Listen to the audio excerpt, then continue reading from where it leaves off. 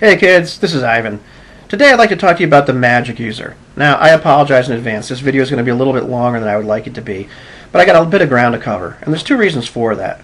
The first reason is a lot of modern gamers just have never been exposed to the old school magic user, a first edition magic user, and they don't know what we're talking about when we're talking about the older magic users, because the class has changed an awful lot over time. So I wanted to give them a look at what that class was like. The second reason is I use a few house rules. None of them are terribly crazy or uncommon, but they tend to be controversial just because old school gamers love to argue about this kind of stuff. So I'm going to give you a look at the class and all, my take on the class a little bit, and some of the rules that I'm using and just my rationale for them. I'm not really going to try to convert anybody, but just give you an idea of where I'm coming from. Now, right off the bat, magic users, in my opinion, are a lot more balanced with the other classes in things like first edition than they are in later games. I'm not knocking the later games. And this isn't really just me saying this. You can look in any web forum and find fans of, newer versions of D&D, and they'll talk about the fact that magic users have a problem with power, that the martial classes don't keep up with casters. I just never found this to be an issue in things like first edition or basic. And the class has a lot of checks and balances placed on it to kind of keep it from becoming really crazy in power. So I'm going to talk about what those are. I believe some of them are more important than others, but I'm just going to go over the list. First off, there's XP. Magic users need a lot of XP to advance. They need about 25% more than the fighter.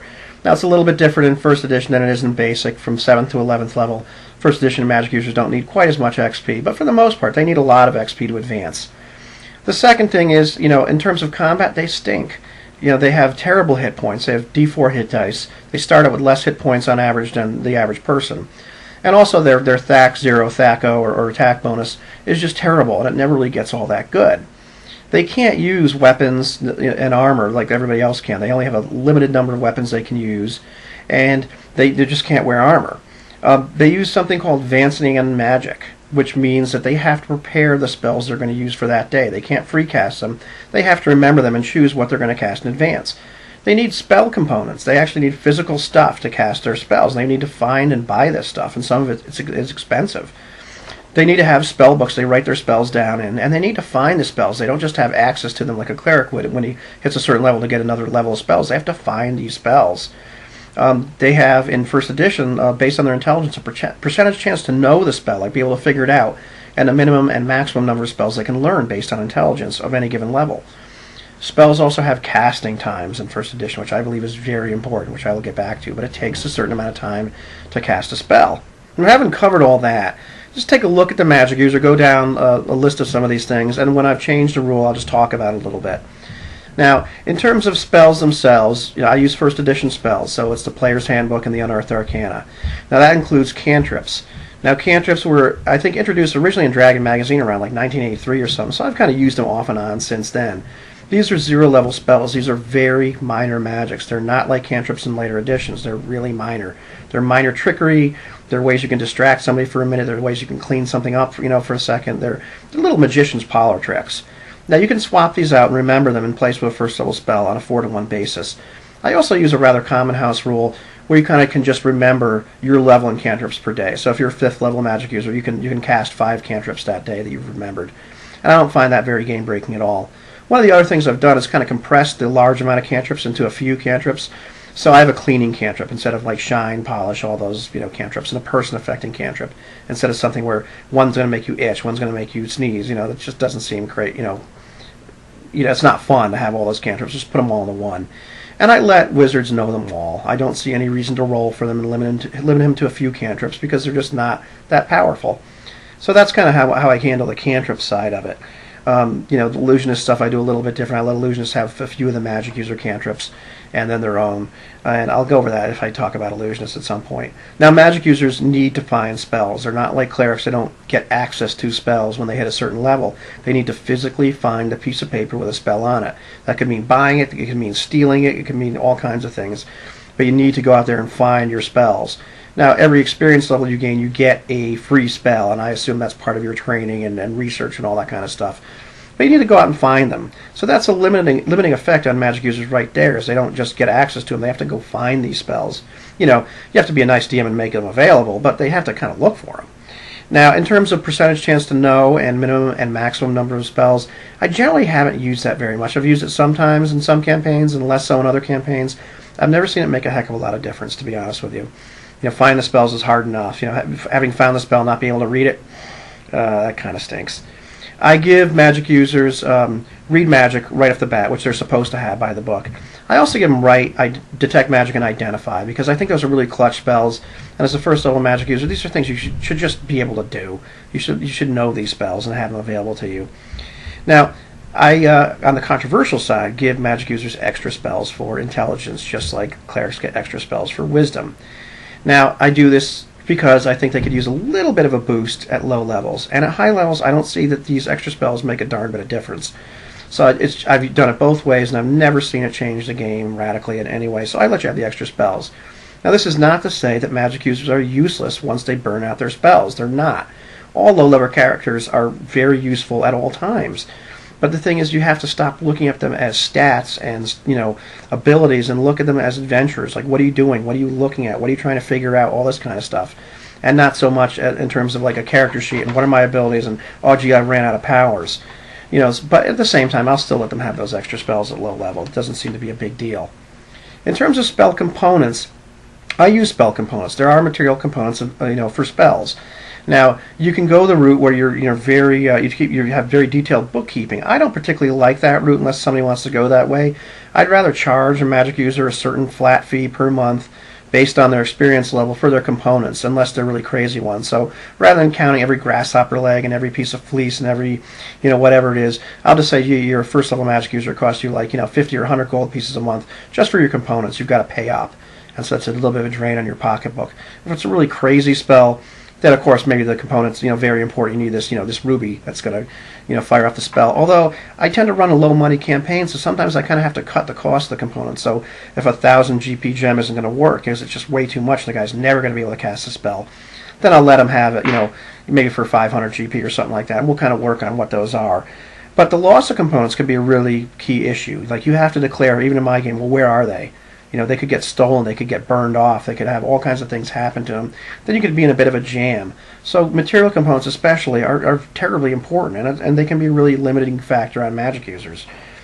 In terms of armor, people get really crazy about this kind of thing. Now, I've always been in the camp where, geez, when the magic user's burned off all of his spells and he's stuck in a dungeon and there's a dead orc in front of him, and the only way he's going to get out alive is to put this armor on, I'll let him put the armor on, and that's just thinking with your head.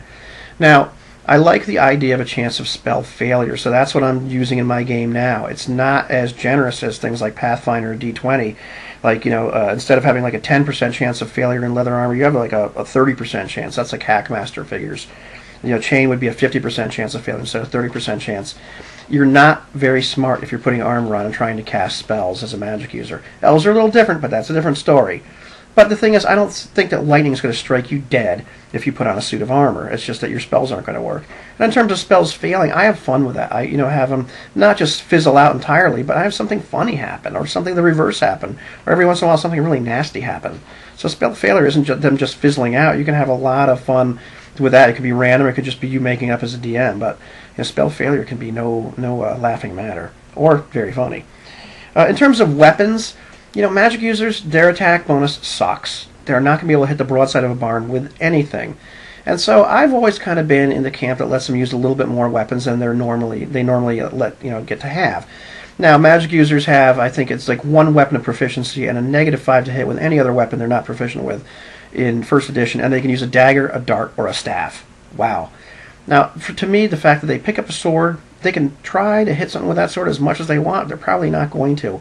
So I like the idea of something more like Pathfinder D20's done, where there's simple weapons and martial weapons. So maybe a magic user can use a staff or a dagger, okay. But if he tries to pick up a sword, maybe he has a -4 to hit.